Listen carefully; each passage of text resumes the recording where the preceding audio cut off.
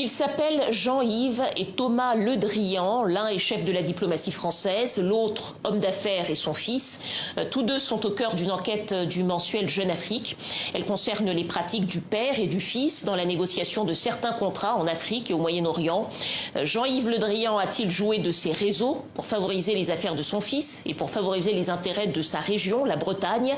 Vincent Duhem, bonsoir. Vous êtes journaliste à Jeune Afrique, co-auteur de cette enquête avec Mathieu Olivier. Merci d'être avec nous. Bonsoir.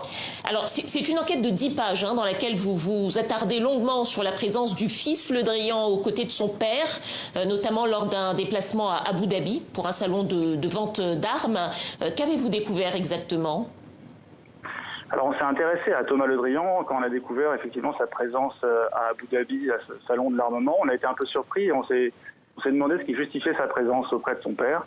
À l'époque, il a 31 ans, il est directeur de cabinet du président du directoire de la Société nationale immobilière en France.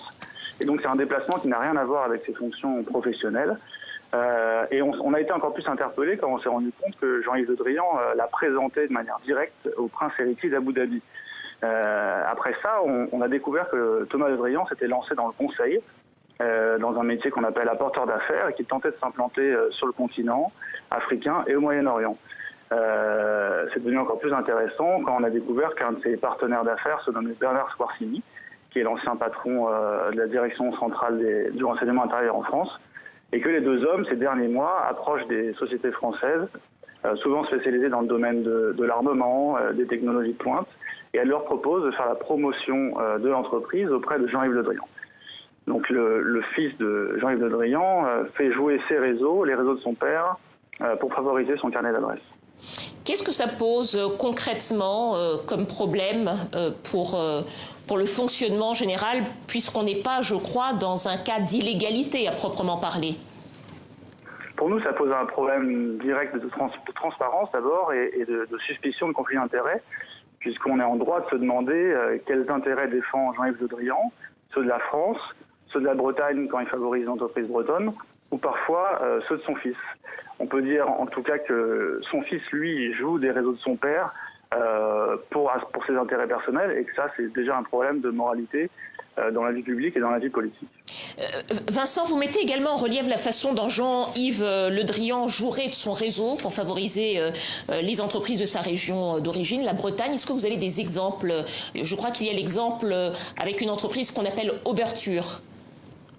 Oui, Oberture qui aujourd'hui fait partie d'Indemia, toujours une société française. Et on raconte les coulisses de l'attribution d'un marché au Mali en 2015, un marché qui a été passé sans appel d'offres et qui a été remporté par Oberture, le marché des passeports biométriques. Et à l'époque, les passeports biométriques étaient fabriqués par des Canadiens et le contrat devait être remis en jeu. Et à cette époque-là, la diplomatie française, Jean-Yves Le Drian directement, c'est, selon nos sources, impliqué de manière directe, forte, a mis la pression sur les autorités maliennes pour que la France, et donc cette entreprise-là, entreprise bretonne, obtienne le contrat. C'était un contexte particulier, quelques mois après le lancement de l'opération militaire française au Mali. Et à cette époque, les autorités maliennes se sont senties un petit peu obligées d'accéder à la demande de Jean-Yves Le Drian. Plus généralement, Vincent, depuis son arrivée au pouvoir, le président Macron a déclaré vouloir une relation rénovée entre la France et l'Afrique et la fin de certains réseaux. Est-ce que vous diriez que les pratiques anciennes entre la France et l'Afrique perdurent encore largement sur le continent, à la lumière de ce que vous décrivez dans cette enquête ? Je dirais qu'il y a toujours un double jeu au sein de la diplomatie française entre les prises de position politiques, publiques et les intérêts économiques. Et qu'aujourd'hui, oui, Jean-Yves Le Drian est plutôt un tenant de la ligne de soutenir les intérêts économiques de la France plutôt que défendre une certaine moralité politique.